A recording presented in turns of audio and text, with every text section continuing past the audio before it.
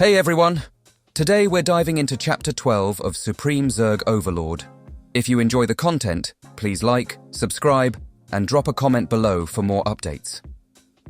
Jiang crossed his arms and told Yun Xiaoke that he was leaving the rest in her hands. She nodded in understanding and lifted her hands towards the sky, summoning a green energy that formed a barrier. Turning to the group, she explained that she had created a protective shield against espionage around the headquarters, ensuring they could speak freely without fear of being overheard. Jang stood still, watching her with curiosity as her power expanded in all directions, causing the protective barrier to grow larger. Jiang approached Jang, placed a hand on his shoulder, closed his eyes, and with a pleasant smile, asked if there was something he was hiding. Adding that they were all there to help him, the others listened attentively in silence. Jiang lowered his head, touched his forehead with his hand, and with a sorrowful expression, revealed that he had killed Xiao Yuanwu from the Xiao family the previous day. Although he had thoroughly eliminated all traces and disposed of the body, he wasn't certain if the Xiao family had other methods of investigation and tracking. Upon hearing this, everyone was shocked. Tang Jin stared at Jiang with a terrified expression and asked if he had truly eliminated a member of the Xiao family. Jiang extended his hand toward Jiang, his face filled with surprise, and asked if he had killed Xiao Yuanshan's grandson. Chu Bulang was stunned, wondering how powerful Jiang must be to have killed a member of the Xiao family. Seeing their reactions, Jiang, still holding his head, thought he had now brought trouble to everyone. Jiang looked at Jiang and explained to the group that it was well known the Xiao family had committed many evil acts. The young members of the Xiao family had caused numerous problems in recent years. Jiang praised Jiang for his actions, noting he had done a good deed by protecting others. Crossing his arms with a serious expression, he recalled that the power of the 8th transformation was undoubtedly terrifying. However, to his knowledge, Xiao Yuanwu, the last grandson, was the most incompetent and least favored. That being said, it was possible that old Xiao Yuanshan would not personally intervene. Tang Jin, with one hand on her waist and the other extended toward Jiang, looked at him with a determined gaze. She assured him not to worry, promising that if the Xiao family sent someone after him, the Night Watch would protect him, as they were far from weak. Jiang looked at Jiang with a warm gaze, unable to suppress a smile and a feeling of happiness. As an orphan, despite the help of neighbors throughout his childhood, this was the first time he felt a sense of home. Jiang turned away and began to walk off, glancing back slightly. He mused that even though Xiao Yuanwu was considered useless, he had probably already reached the 2nd level of cultivation. He quickly approached Jiang, grabbed him by the shoulders, and with a surprised look, stared into his eyes. "How did you manage to kill someone at level 30 in the combat class, when you're only at level 17 in the creation class?" he asked. Jiang, becoming nervous and starting to sweat, extended his hand and urged him not to get too excited, explaining that he had actually received help at that moment. Upon hearing this, Jiang inquired about who had assisted him. Jiang scratched the back of his head, closed his eyes, and with a strained smile, disclosed that it was the 3rd daughter of the Luo family from Jiangnan who had come to his aid. He also mentioned that she possessed an awakened hidden defense ability. Upon hearing this, everyone turned to look at Jiang with surprise, wondering if he was referring to Luo Sandao, the daughter of the wealthiest merchant family in Jiangnan, the Luo family. Jiang approached Jiang, grabbed him by the shoulders once more, shook him gently, closed his eyes, and with a warm smile, praised him. He acknowledged that while the Luo family was not known for its warriors, their wealth was undeniable. If Jiang ever found himself in trouble, the Luo family wouldn't stand idly by. Jiang glanced at Jiang, feeling anxious as he wondered what Jiang was thinking. Suddenly, Jiang's body started emitting a potent purple energy. Several seconds later, when Jiang opened his eyes, he saw Jiang enveloped in a powerful aura. He quickly withdrew his hands from Jiang's shoulders, visibly shocked, sweat dripping down his face. He looked at Jiang with a surprised expression, recalling that Luo Sandao had awakened in the defense class, implying she lacked offensive capabilities. This realization meant that Jiang was indeed the one who had killed Yuanwu. Jiang extended his hand forward, revealing the poisonous mist of Little Nine in his palm. As he stared at it, he disclosed to everyone that he was actually awakened in 2 specialized classes. He explained that his hidden second class was poison. Duanfeng, standing behind him, looked on with a surprised expression, deeply shocked and curious about this newfound power. Jiang attempted to shake Jiang's hand, inquiring about any more secrets he might be hiding. However, Jiang moved his hand aside, revealing the poisonous mist of Little Nine in his palm.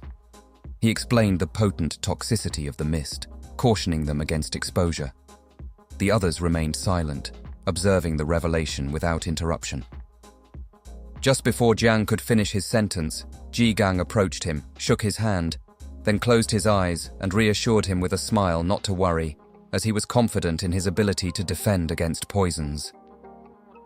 As Little Nine's poisonous mist gradually made contact with Jiang's hand, Tang Jin stared intently at their hands, unable to suppress her curiosity about this peculiar poison. Several seconds later, once Jiang stopped shaking Jiang's hand and withdrew it, he observed that his hand had already been affected by the poison. Realizing the seriousness of the situation, Jiang placed a hand on Jiang's shoulder, closed his eyes, and admitted that this time he had crossed a line. The poisonous mist slowly spread over Jiang's hand. He grabbed his wrist with his other hand, glaring at Jiang with intensity, and demanded he stop talking nonsense, since he hadn't made any effort to protect himself from the poison from the start. Hearing this, Tang Jin, standing behind him, closed her eyes and chuckled softly.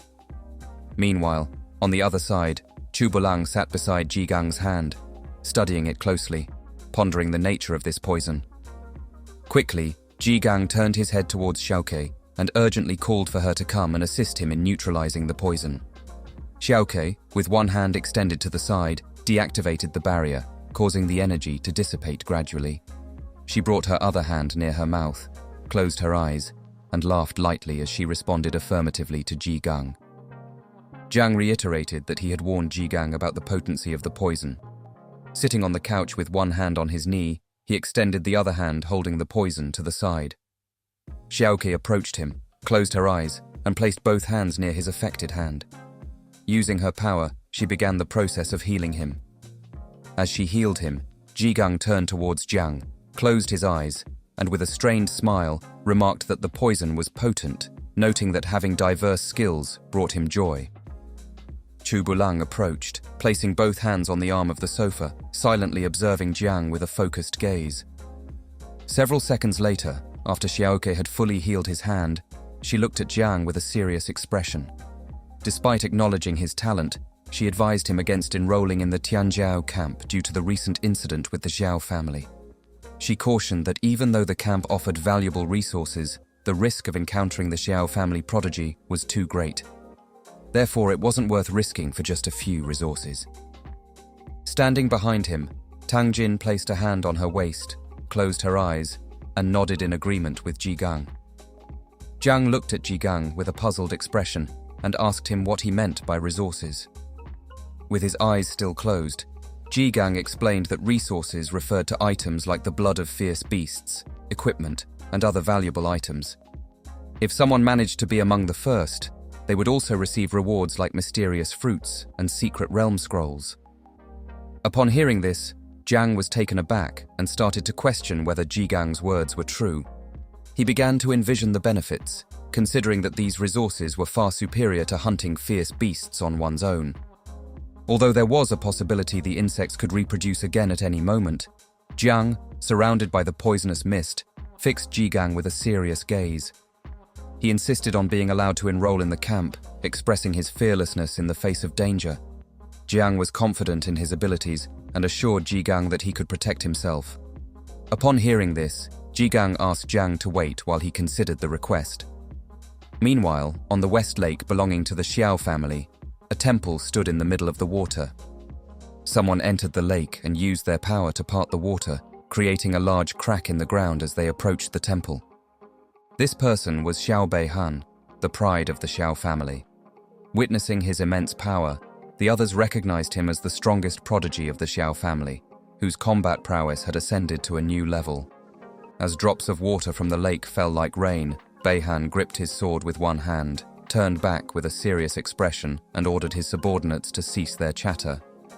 He also inquired if they had discovered what they were searching for.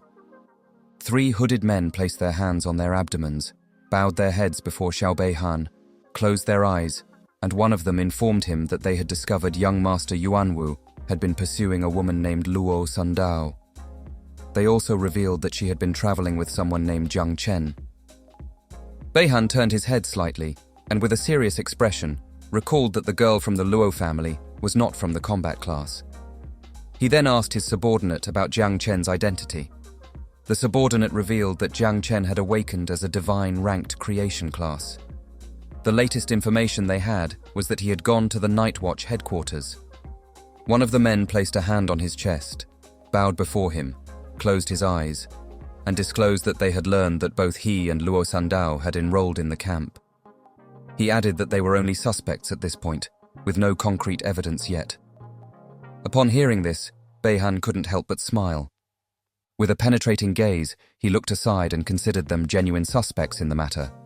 The prospect of someone awakening a divine-ranked creation class intrigued him deeply. Knowing they had enrolled in the camp, he felt relieved, as it spared him the need for a special trip to search for them. 3 days later, he resolved to eliminate them at the camp. Meanwhile, at the Night Watch headquarters, Jiang and Jang entered his office and sat on the sofa. Jiang, with one arm resting on his knee, gestured with his other hand to the side, focused his gaze on Jiang, and expressed his concern.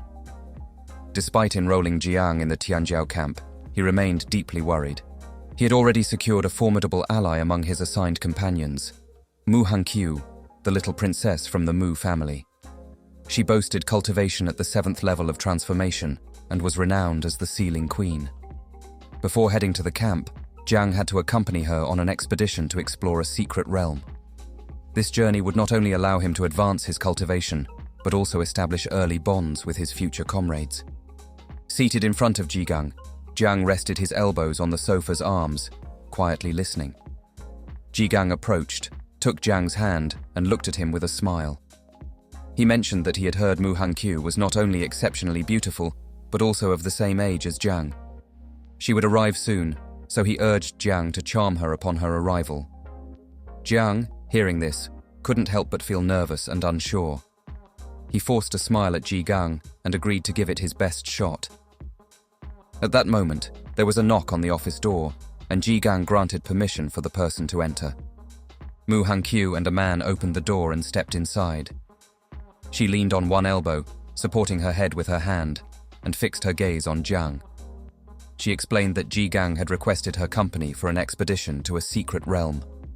The man chuckled, placing a hand behind his head and smiling with closed eyes. She inquired if Jiang had reconsidered. Jiang expressed his honor at meeting her in person. Mu Hanqiu crossed her arms and glanced at the ground, feeling a bit perplexed. The man scratched his head and smiled. Observing their interactions, Jiang couldn't help but wonder what was unfolding. Both stood up.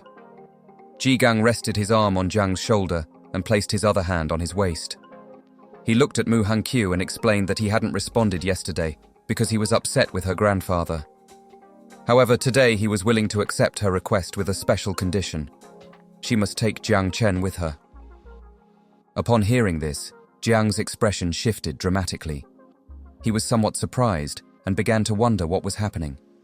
Mu Hanqiu placed her hand on her hip and approached them, informing Jiang that she had already given him the level 30 secret realm scroll. After stating this, she inquired if he still wished to impose additional conditions. With his hand resting on Jiang's shoulder, Jiang mentioned that everyone had their own conditions. Hearing this, Mu Hanqiu speculated that they were seeking a reliable companion to advance together, considering Jiang couldn't enter a secret realm below level 50. She inferred that this was why they sought her out. The man clasped his hands behind his back and silently approached them with a smile. Mu Hanqiu walked up to Jiang, locked eyes with him, and inquired about his level and awakened class. Jiang met her gaze and calmly replied that he was at level 17 and had awakened in the creation class. Upon hearing this, Mu Hanqiu retorted. She placed a hand on her waist, pointed at Jiang with the other hand, and gave him a disdainful look. Upon seeing that he was only a level 17 novice in the creation class, she insulted him, calling him trash. Jiang couldn't help but feel angered and considered her a spoiled brat. Jiang exploded in rage, tightly clenching his fist with a hateful glare as he prepared to reprimand her severely. He called her an empty-headed brat and demanded more respect, emphasizing that Jiang had awakened a hidden divine rank. Witnessing this, the other man gently took hold of Jiang's arm, closed his eyes, and with a forced smile, implored him to calm down. He explained that Mu Hanqiu's boyfriend had recently left her, which might have been the reason for her behavior. She glanced back and felt a surge of fear upon seeing their reactions. Mu Hanqiu realized she might have crossed a line this time. Jiang turned to Jiang, surprised and confused by his demeanor. Feeling nervous, Mu Hanqiu turned towards Jiang, closed her eyes, extended her hands in apology, and asked him to calm Jiang down. Jiang scratched his head, contemplating the peculiar situation. The secret realm they were headed to was called the Village of Light, level 30, with entry limited to a maximum of 5 people below level 50. The objectives to complete this secret realm included eliminating all monsters, defeating the boss, or destroying the sacrifice altar. Several hours later, they reached the portal. Duanfeng, with a hand on his waist, turned to face them and addressed everyone with a serious expression. He declared that he would be leading this expedition and instructed everyone to pay attention. He emphasized the importance of sticking together and instructed them that if they got separated or faced danger, they should promptly return to the teleportation point. While the likelihood of the secret realm becoming unstable was low, precautions were still necessary in case of unforeseen circumstances. Everyone needed to return to this point promptly if they encountered any issues. Mu Hanqiu, with her arms crossed, smiled as she listened intently.